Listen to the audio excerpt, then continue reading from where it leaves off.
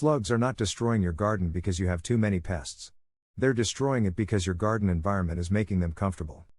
Most gardeners fight slugs the wrong way with expensive pellets, beer traps, eggshells, or random internet hacks that barely work for more than 2 nights. Meanwhile, the slugs keep breeding underneath mulch, boards, and damp soil while your seedlings disappear leaf by leaf. What finally changed things for me wasn't a chemical spray. It was understanding slug behavior and interrupting how they move through the garden.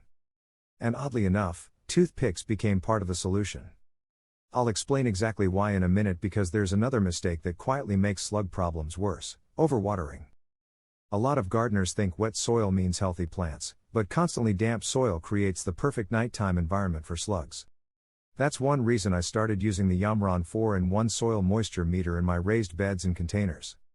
It helped me stop watering when the soil didn't actually need it. Most people are shocked how often they overwater leafy greens. I'll leave the exact one I use in the description if you want to check it out, because it helped me reduce both root rot and slug pressure at the same time. Now here's what most gardeners never notice. Slugs don't move randomly. They follow moisture gradients, shade, and soft pathways. If your garden stays damp overnight, especially around lettuce, spinach, basil, strawberries, or young cabbage, slugs basically have a protected highway straight to your crops. And this is where the toothpick trick started working unexpectedly well. I first tested it around young lettuce seedlings after losing almost an entire tray in 1 week. Instead of surrounding plants with thick barriers, I pushed wooden toothpicks into the soil around each seedling at slight angles, spacing them about 1 inch apart in a loose circle. Not packed tightly. Just enough to create a rough defensive zone. The next morning, the damage dropped dramatically. Here's why it works better than people think. Slugs prefer smooth movement over soft surfaces. Their bodies are extremely vulnerable underneath. When they encounter sharp, irregular obstacles clustered around tender seedlings, many avoid crossing entirely, especially when other easier food sources exist nearby. But there's a catch most people miss. Toothpicks alone won't solve a severe infestation. They only work properly when combined with environmental control. That's the part gardening channels usually leave out because simple one-trick videos get more clicks. In reality, serious slug control is about stacking small advantages together. And one of the biggest advantages is morning watering instead of evening watering. The difference is massive. When you water late in the day, moisture sits overnight exactly when slugs become active. But morning watering gives the soil surface time to dry before dark. That single change reduced slug activity in one of my raised beds more than any commercial pellet ever did. If you're getting value from this already, subscribe to FarmLogic, because we test these methods in real growing conditions, not just theory. Now here's something that surprised me during testing. Mulch can either help or destroy your slug situation depending on how you use it. People constantly say mulch prevents garden problems, but thick wet mulch pressed directly against stems creates a cool protected hiding zone for slugs all day long. I learned this the hard way with Napa cabbage. The outer leaves kept getting shredded overnight no matter what I tried. When I pulled back the mulch, there were dozens of juvenile slugs hiding underneath where the soil stayed constantly damp. Now I leave a small dry gap around sensitive plants before mulching heavily. That tiny change matters. And there's another mistake container gardeners make constantly. They place pots too close together. Slugs love crowded, humid spaces with trapped airflow.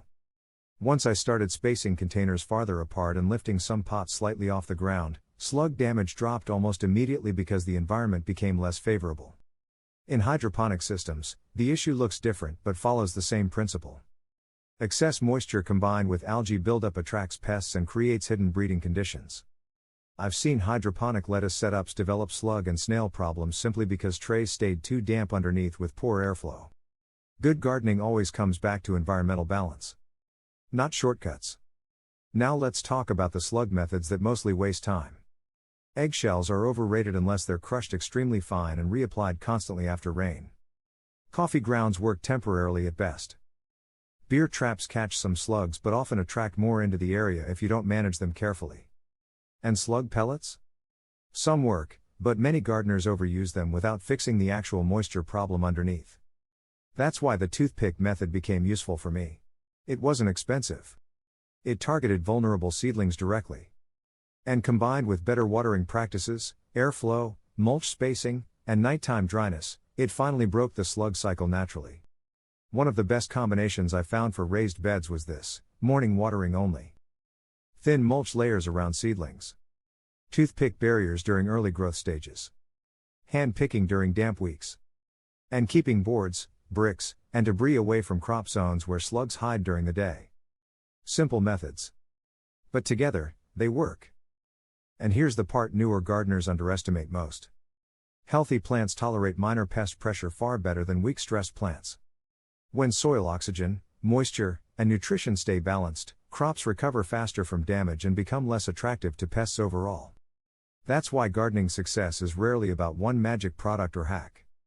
It's about understanding the biology happening underneath your plants every single day.